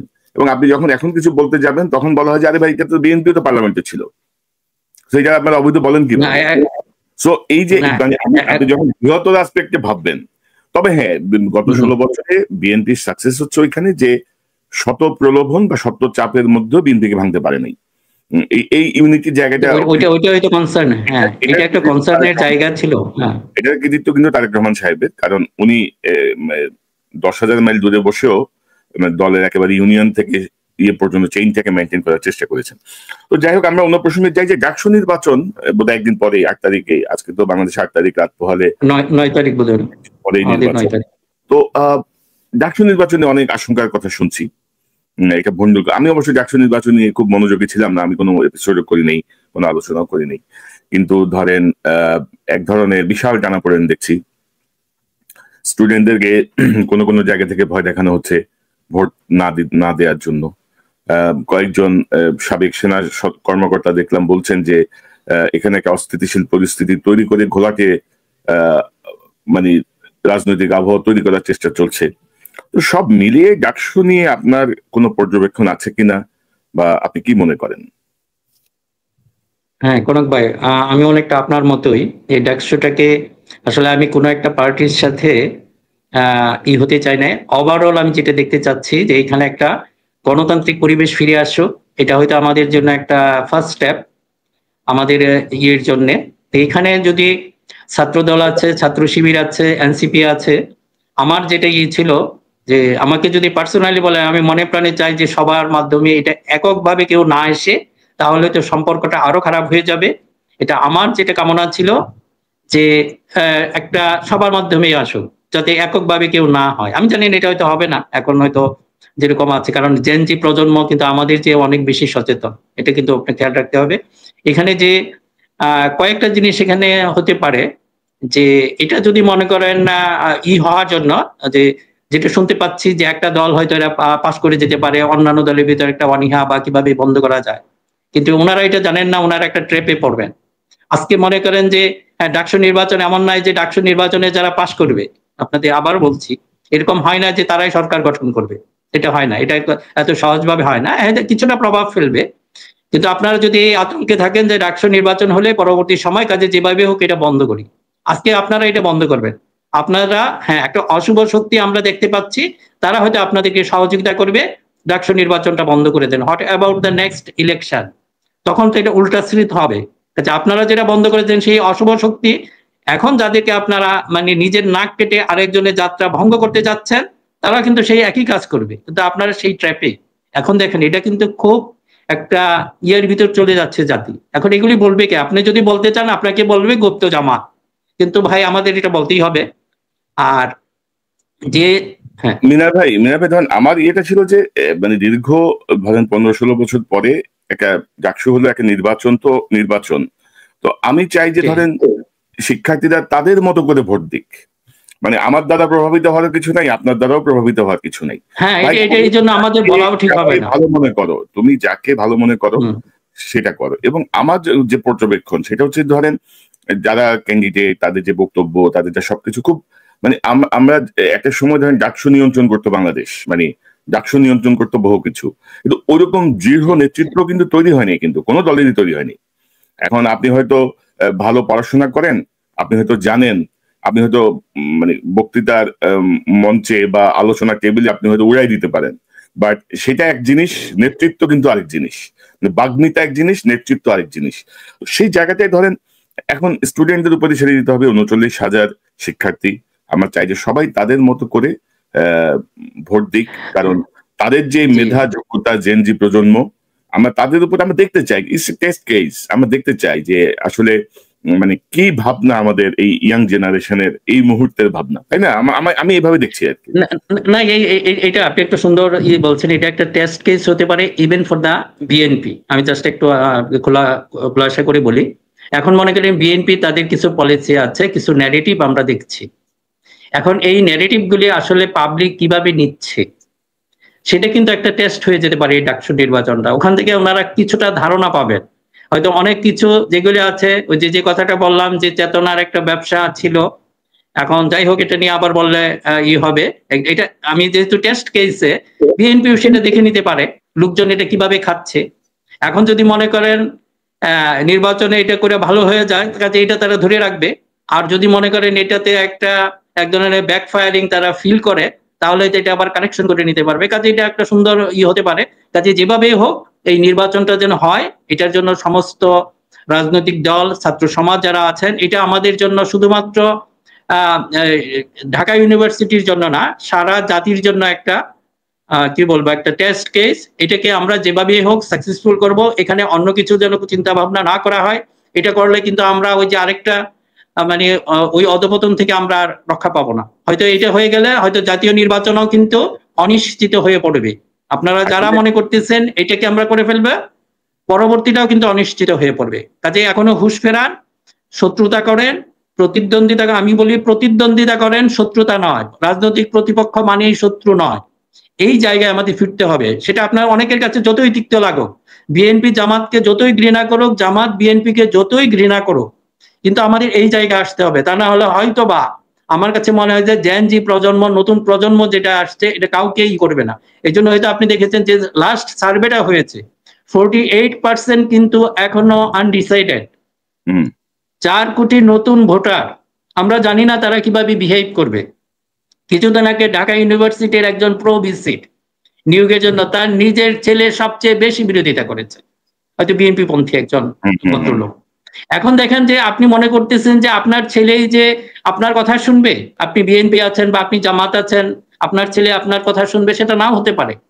কাজেই সবার প্রতি অনুরোধ থাকবে যে আপনারা এই হুঁশটা ফিরিয়ে আনেন। শত্রুতাকে এমন পর্যায়ে নিয়ে যাবেন না যেটা নিজের জন্য ভয়ঙ্কর হতে পারে। আপনারা তো ভুলেন নাই, এখন যে জিনিসটা হয়েছে জানি না, এখন আপনারা দেশের ভিতর থেকে অনেকেই খুব সুন্দরভাবে ম্যানেজ করেছেন, আমরা তো আসতে পারি নাই, আপনি পারেন নাই, আমি তো কন্টিনিউয়াস হুমকি পেয়েছি। আমি একটু ভীতু মানুষ মনে হয় একটু বেশি, আপনারা তো ফাইট করে এসেছেন, আমি আপনাদেরকে দেখে আর পরে সাহস করি নাই যে হুমকি ছিল। কাজে ওই একই পরিস্থিতিতে যেন আমরা না পড়ি। আরেকটা জিনিস এখানে কনক ভাই আজকে বলে দিই, দেখা যাচ্ছে যে গুটি কয় মানুষ শুধু সাফার করেছে, এবং সাফার করেছে জিয়া ফ্যামিলি, এটা আপনাকে বলতে হবে। ম্যাডাম জিয়া, তারেক রহমান এবং তার ভাই মারা গেছেন, কিন্তু আসলে একই অবস্থা হবে।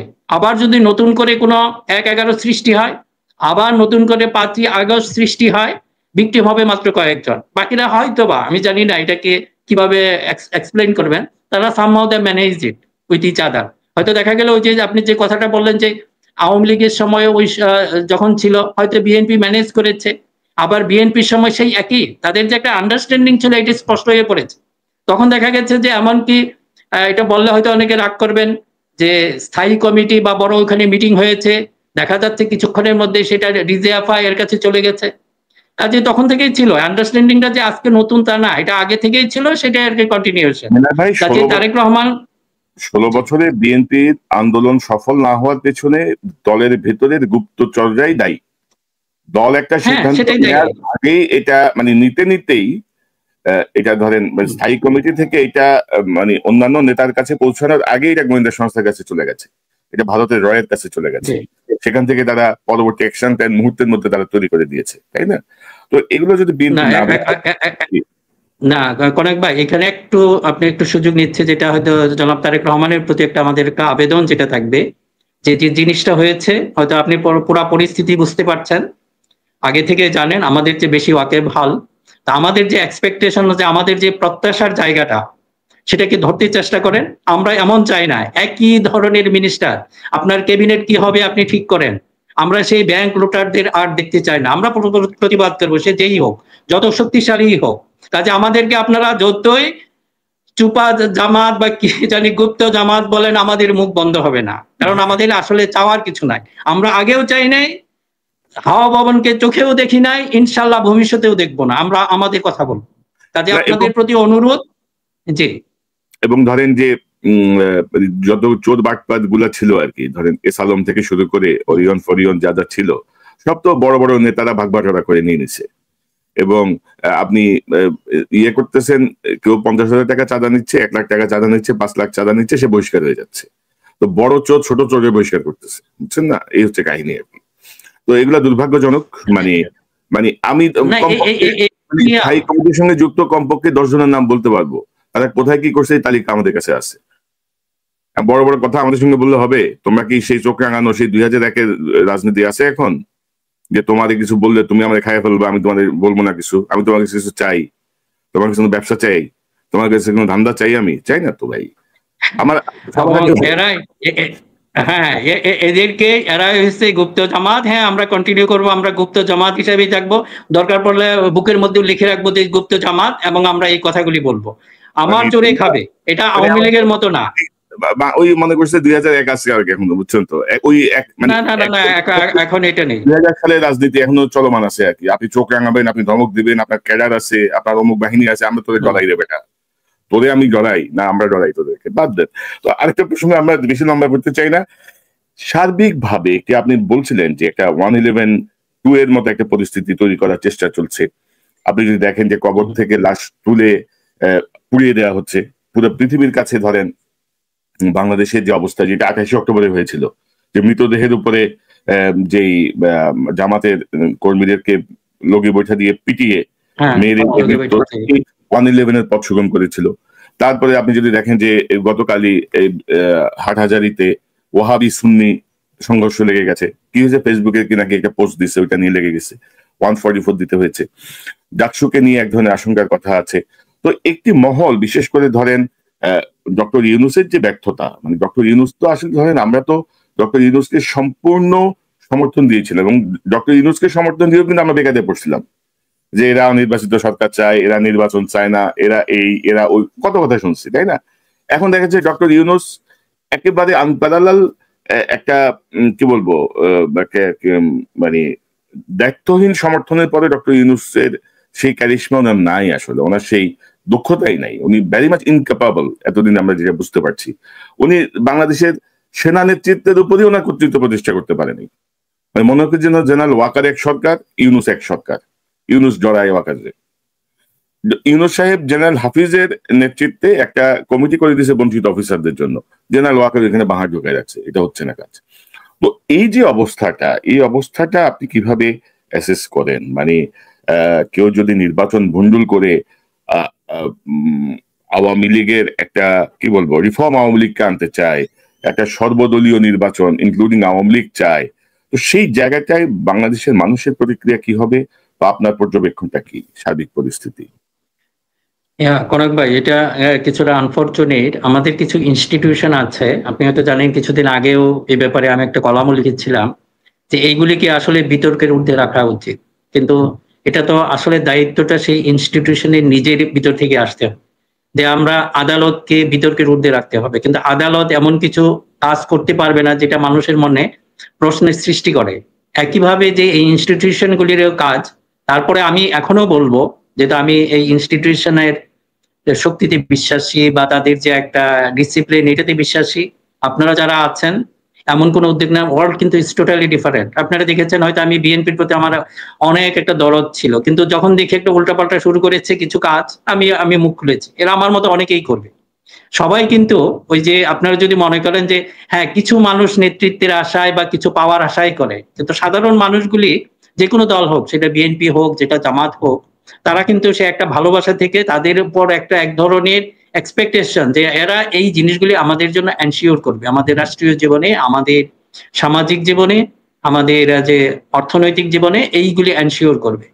এবং এটা যদি না পায়, তখনই তাদের ভিতর সেই হতাশাটা সৃষ্টি হয়। কাজেই এই যে ইনস্টিটিউশনগুলি যারা ধরে আছেন, ওখানে কিছু ব্যক্তি আছেন, আবারও অনুরোধ করব, আপনারা এমন কিছু মানুষ কিন্তু এখন অনেক সচেতন। আগে একটা জায়গা থেকে মিডিয়াকে আপনারা সহজেই কন্ট্রোল করে ফেলতেন, এখন কিন্তু অনেক জায়গায় অনেক আউটলেট সৃষ্টি হয়েছে। ইনফরমেশন এখন এত বেশি, মানে আপনি যেন আসল এই কাহিনী কেউ ঢাকতে পারেন না, আপনার যত ইন্টেনশন থাকুক এটা পারবেন না। কাজেই সবার প্রতি যেটা আমার অনুরোধ থাকবে, আপনারা এমন কিছু হঠকারী সিদ্ধান্ত কেউ নিবেন না। আমি আগে সন্দেহ করতে চাই না, আমি বেনিফিট অফ দ্য ডাউট আপনাদের এই ইনস্টিটিউশন যারা আছেন এখনো দিতে চাই, কিন্তু এমন কিছু করেন না কারণ আপনারা দেখছেন এটা সামাল দিতে পারবেন না, হজম করতে পারবেন না। এক হলো গ্লোবালি কিন্তু মানুষ আর আগের চেয়ে সচেতন, ইটস নট ইন ফেভার। আপনি বলেন সামরিক শাসন বলেন, বর্ণ শাসন, এই জন্য আমি আসলে সম্ভাবনা দেখি না। সত্যিকার ভাবে আপনাকে বলি, এটা কখনোই হবে না। আমরা অনেক সময় যেন আতঙ্ক সৃষ্টি না করি, এটাও কিন্তু ক্ষতির কারণ হতে পারে। আপনি হয়তো বলে দিলাম, কাজে আমাদেরও যারা আমরা কথায় বলি আরেকটু রেসপন্সিবল হওয়া উচিত। যে আমি যে এই কথাটা বলছি, বিশেষ করে যে যত বড় হয়েছেন, আল্লাহ সেটাই করেছে, অনেকেই পার্সোনালি এমন হয়ে গেছে যে এক একটা ইনস্টিটিউশন একটা মিডিয়ার চেয়ে অনেকে শক্তিশালী হয়ে পড়েছে। কাজে আপনাদের উপর কিন্তু সেই দায়িত্বের যে অনুভূতি, এটাও বর্তায়। এমন কিছু বলা যাবে না মনে করেন যদি সেনাবাহিনী এখনো কনক ভাই আপনাদের হয়তো বা কিছুটা আপনারা আমার সাথে ভিন্ন মত বা করতে পারেন, এখনো কিন্তু সেনাবাহিনীকে এগুলিকে ধরে রাখতে হবে। যদি দরকার পড়ে এখানে যারা আছেন, এইসব বাহিনীতে যারা আছেন, কাউকে আপনি প্রোটেক্ট করতে পারবেন না।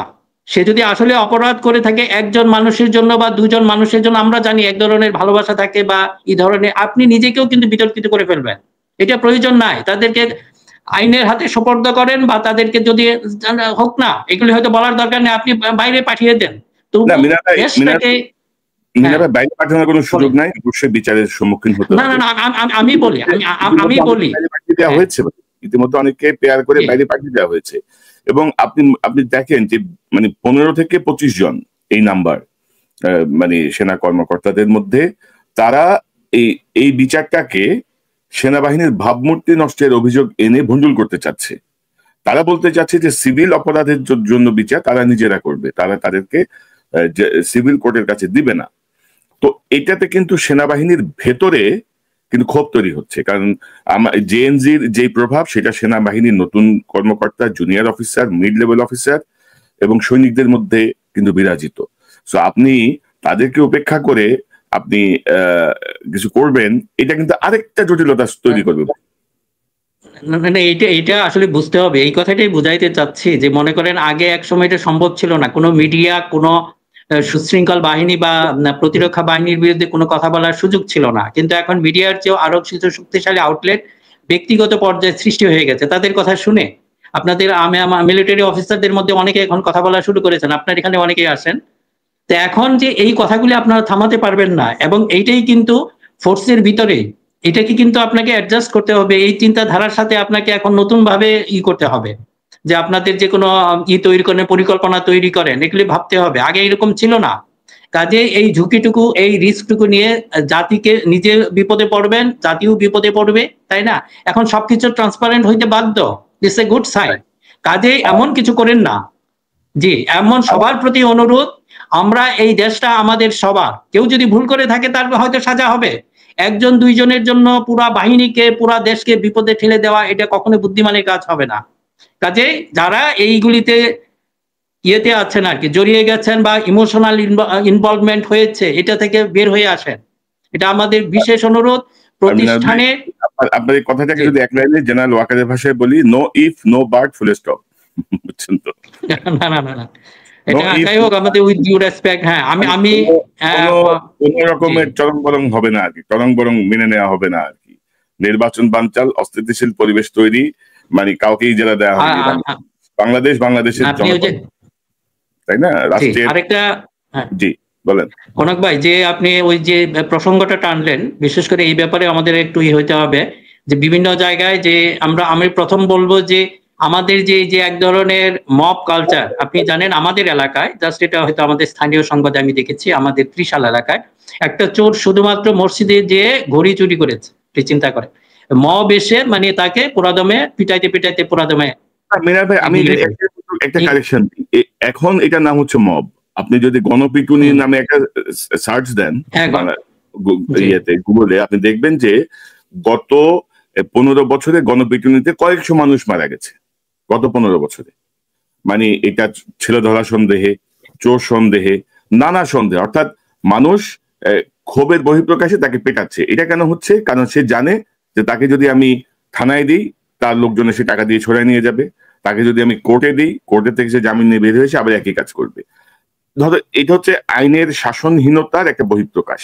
মানুষ আস্থা রাখতে পারছে না। হতাশা একজন আস্থা না থাকলে, মানে ইনস্টিটিউশনের প্রতি যদি নাম দেওয়া হচ্ছে মব, এবার এটাকে নাম দেওয়া হচ্ছে মব। কিন্তু ধরেন বিপ্লব বা গণঅভ্যুত্থান পরবর্তী যে বিশৃঙ্খলা আমরা অতীতের মানে পৃথিবীর ইতিহাসে দেখি, সেই জাতীয় কোনো বিশৃঙ্খলা কিন্তু বাংলাদেশে এখন পর্যন্ত হয়নি। কিন্তু এটা আপনাকে অ্যাপ্রিশিয়েট করতে হবে। না, এটা আমি বলছি, আমি বলতে ওই যে আপনি যেটা বললেন যে গণপিটুনি, এটাকে আমাদের একটু কন্ট্রোল করতে হবে, ওইটা অবশ্যই। আরেকটা যে জিনিস হয়েছে যে হ্যাঁ, আর ওই যে আপনার যে ঘটনাটা ঘটেছে লাশকে পুড়িয়ে ফেলা, এটার ভিতরে আমার মনে হয় যে আমাদের আলেম সমাজেও তাদেরও একটা দায়িত্ব রয়েছে এই জিনিসগুলি মানুষকে বোঝানো, একটু বললেই যেন আমরা ওখানে ওই যে গণপিটুনি বা এই ধরনের কোনো কাজ না করে ফেলি। আর এটা তো ইসলামে অবশ্যই আপনি হেফাজতে ইসলামে একটা কিন্তু সুন্দর বিবৃতি দিয়েছে, ওটাকে কিন্তু আমরা কেউ পড়ি না বা ওই হাইলাইট করি না। বিশেষ করে আমাদের ইসলাম ফোবিক মিডিয়া এবং ব্যক্তিত্বগুলি যদি দেখেন, তারা কিন্তু ওটাকে হাইলাইট করেছে। আরেকটা যে জিনিস হলো ওর যে কুকীর্তি, এখন এটা আসে, আমি এটাকে ঘৃণা করি, তারপরে কেন সৃষ্টি হয়ে গেছে সেটাও আপনাকে দেখতে হবে। সে নিজেকে মেহাদি, আমি মাহাদি বলে দাবি করেছে। এখন চিন্তা করেন আপনি, কিছুদিন আগে আমাদের সুশীল সমাজ ওই রবীন্দ্র সঙ্গে, মিনার ভাই, আমি যদি আজকে বলি যে আমি ইমাম মাহাদি, এটা ভাই এটার জন্য আমি দায়ী থাকবো, এটাতে ভাই কার কি? মানে কেউ যদি বলে যে না, আমি এটা আপনাকে সূত্রটা ধরাই দিই যে এরকম বহু কাহিনী বাংলাদেশের বহু জায়গায় আছে। এবং এটা নিয়ে, এই ঘটনাটা নিয়ে আমি যে জায়গাটা বলছি যে এই ঘটনাটা নিয়ে প্রায় 7-10 দিন ধরে কিন্তু বিভিন্ন মিটিং সমাবেশ চলছিল। বিএনপির নেতারা এই আন্দোলনের নেতৃত্ব দিয়েছে, জামাতের নেতারা এই আন্দোলনের নেতৃত্ব দিয়েছে। প্রশাসন কি পারতো না যে এটা ওকে ফাইন? প্রশাসন কি পারতো না যে এই ওই মাজার কর্তৃপক্ষের সঙ্গে কথা বলে, যেহেতু এটা একটা ইনসাইটমেন্ট ক্রিয়েট করতেছে, ওটা তো প্রশাসনই এটা সমাধান করে দিতে পারতো যে না, এইভাবে দেওয়া যাবে না, খাবার করা যাবে না, কারণ এটা ধর্মপ্রাণ মানুষকে ক্ষুব্ধ করছে, তাকে ইনসাইটমেন্ট ক্রিয়েট করতেছে। ওইটা না করে প্রশাসন সহ এই রাজনৈতিক দলগুলো চেয়েছে এরকম একটা ঘটনা ঘটুক। পেছনে কে আছে সেটাও তো আমরা এখনো জানি না, পেছনে গোয়েন্দা সংস্থা আছে কিনা, অন্য কেউ আছে কিনা। কারণ পুরো পৃথিবীর কাছে বিষয়টা হচ্ছে যে মানুষ কবরের থেকে লাশ তুলে সে লাশকে পিটিয়ে আগুন ধরিয়ে দিয়েছে। এটা বাংলাদেশের ক্যারেক্টারের সঙ্গে যায় না। কিন্তু আমি এটা বলতে চাচ্ছি। আর ধরেন ভাই, কে নিজেরই ঘোষণা করলো, কে নিজেদের নবী ঘোষণা করলো, তাতে ভাই তোমার কি রে ভাই? তোমার মানে কোরআন হাদিসের কোথায় লেখা আছে যে এইটার দায়িত্ব নিয়ে তোমাদের মারতে হবে? বলেন না কোন আপনাকে ওই কথাটা আপনি যেটা হ্যাঁ আপনি বলে ফেলছেন যে আমি ওই কথাটাই বলছি। মনে করেন এই ধরনের ঘটনা যখন ঘটবে, এখন আপনার ইন্টেলেকচুয়াল ক্যাপাসিটি বা আপনার যে ধরনের চিন্তা ভাবনা, একজন সাধারণ মানুষ সেই পর্যায়ে নাই, তাকে এক্সাইট করা বা খুব সহজ হয়। কাজে এটা রাষ্ট্রের একটা দায়িত্ব ছিল। এমনকি যদি আপনি ইউকেতে দেখেন, ওখানে কিন্তু ব্লাসফেমি ল নামে একটা আইন রয়েছে। এটা কিসের জন্য? এটাকে কন্ট্রোল করার জন্য। এটা জানে এই ধরনের বান্দরি এগুলি সব জায়গায় আছে। এই শয়তানগুলি অহেতুক ধর্মকে ঠুকাঠুকি করবে। এখন এদেরকে কন্ট্রোল করার জন্য সব সমাজেই কিন্তু কিছু নির্দিষ্ট এই সমস্ত আইন রয়েছে। এখন বাংলাদেশের এটা দায়িত্ব ছিল ওই যে আপনার যে প্রশাসনের এখানে একটা ব্যর্থতা। আপনি যে সন্দেহের কথা বলছেন, এটাও হতে পারে এরা সবকিছু অ্যারেঞ্জ করেছে যে এই ধরনের কাজ করলে তাদের জন্য এটা সুবিধা হবে। এবং কাজেই যারা এগুলি করছেন তাদের প্রতি বিনীত অনুরোধ যে এইগুলি করেন না। এগুলি মানুষ এখন অনেক সচেতন হয়ে গেছে। আপনারা সাকসেসফুল হবেন না, নিজেদের ঝুঁকিতে ফেলবেন এবং দেশটাকে আরো ঝুঁকিতে ফেলবেন। এবং মিনার ভাই, এই ঘটনায় হেফাজতের একাংশ এটা নিন্দা জানিয়েছে, জামাতও নিন্দা জানিয়েছে। কিন্তু জামাতে যারা লোকালি নেতৃত্ব দিয়েছে তাদের বিরুদ্ধে কোনো ব্যবস্থা নিয়েছে কিনা আমরা জানি না। বিএনপির কোনো বিবৃতি দিয়েছে কিনা এখন আমি পাইনি। এনসিপি বিবৃতি দিয়েছে, প্রতিবাদ জানিয়েছে। জেলা প্রশাসনের যে ব্যর্থতা, সেই ডিসি, এসপি বা স্থানীয় যারা দায়িত্ব মানে অবহেলাই বলবো, যারা সিদ্ধান্ত নিতে পারেনি, তাদেরকে কোনো প্রত্যাহার করা হয়েছে কিনা আমি জানি না। তো তাদেরকে অবিলম্বে প্রত্যাহার করে শাস্তিমূলক ব্যবস্থা নেওয়া উচিত, নাহলে এগুলো কিন্তু বিভিন্ন জায়গায় ঘটবে। তো মিনা ভাই, আজকাল আমরা লম্বা না করি, আপনার শেষ মন্তব্যটা শুনি, আমরা অনুষ্ঠান শেষ করবো। হ্যাঁ কনক ভাই, যে জিনিসটা আমরা আসলে বলতে চাচ্ছি যে আসলে দলের চেয়ে দেশ বড়, ব্যক্তির চেয়ে দল বড়। আসলে এই কথাটা আমরা শুধু মুখে বলি, কাজে লাগাই না। এখন সময় এসেছে, আপনাদের সবার প্রতি অনুরোধ, আমরা যেন দলের চেয়ে দেশটাকে বড় করে দেখি। এই দেশটা থাকবে, দল হয়তো একদিন থাকবে না, কিন্তু এই দেশটা থাকবে। কাজে এই দেশটাকে আমরা আমাদের পরবর্তী প্রজন্মের জন্য যেন একটু বাসযোগ্য করে যেতে পারি, সবার প্রতি এই অনুরোধ রেখেই আজকে এখানে বক্তব্য শেষ করছি। ধন্যবাদ জনাব মিনার রশিদ। আশা করি আপনিও ব্যস্ত, আসলে আমিও একটু অমনোযোগী হয়ে পড়ছি নানা কাজে। তারপরে চাই যে নিয়মিতভাবে আপনি যোগ দিবেন, আপনার বিশ্লেষণ শুনতে চাই, আলোচনা শুনতে চাই। আপনাকে অসংখ্য ধন্যবাদ আজকে সময় করে যোগ দেওয়ার জন্য। দর্শক, এতক্ষণ যারা অনুষ্ঠান শুনলেন, নিশ্চয়ই আপনি আলোচনার মর্মার্থ উপলব্ধি করতে সক্ষম হবেন। বাংলাদেশকে নিয়ে একটি আবারও গভীর ষড়যন্ত্র শুরু হয়েছে। বিএনপি আবারও কিছু ভুল পথে হাঁটছে, জামাত ভুল পথে হাঁটছে। অর্থাৎ একটি গণ অভ্যুত্থান পরবর্তী, একটি বিপ্লব পরবর্তী যে বাংলাদেশ আমরা চেয়েছিলাম, সেই বাংলাদেশ যেন ক্রমশ দূরে সরে যাচ্ছে আমাদের কাছ থেকে। সেই পুরাতন কামড়াকামড়ি, খোঁচাখুচি, ঝগড়াঝাঁটি, চিল্লাচিল্লি চলছেই। এবং এর মধ্যে তৃতীয় পক্ষ, নিষিদ্ধ কার্যক্রম নিষিদ্ধ আওয়ামী লীগ এবং তার অনুসারীরা, আপনারা জানেন যে ভারতের সহায়তা এবং বাংলাদেশে তাদের এজেন্ডার সহায়তায় আমাদেরকে অস্থিতিশীল পরিবেশ তৈরি করতে চাচ্ছে, নির্বাচনকে ভণ্ডুল করতে চাচ্ছে, সকল জায়গায় একটি অরাজক পরিস্থিতি তৈরি করতে চাচ্ছে। তো সেই জায়গাটায় আমরা বিশ্বাস করি জুলাই বিপ্লবে আমরা সাধারণ মানুষের যে অংশগ্রহণ দেখেছি রাজনৈতিক দলের পাশাপাশি, এটি এত সহজ হবে না। তারপরও যেন জটিল কোনো পরিস্থিতি তৈরি না হয় সেই জায়গায় আমরা সবাইকে সজাগ থাকার আহ্বান জানাই। রাজনৈতিক দলগুলোকে তাদের দলীয় স্বার্থের ঊর্ধ্বে উঠে বাংলাদেশের স্বার্থে ভূমিকা রাখার জন্য আমরা আহ্বান জানাই। আর একদিন পরেই ডাকসু নির্বাচন, আমি আবারও বলতে চাই, শিক্ষার্থীরা যার যা মন চায় সেভাবে ভোট দিক।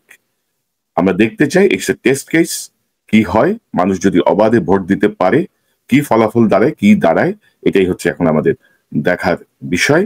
ডাকসু নির্বাচন ভণ্ডুল করার যদি কেউ কোনো চেষ্টা করে থাকেন, আমার মনে হয় যে মানে সরে যাওয়া ভালো বিপদে পড়ার আগেই। দর্শক, এই চ্যানেলটি সাবস্ক্রাইব করে আমাদের পাশে থাকুন।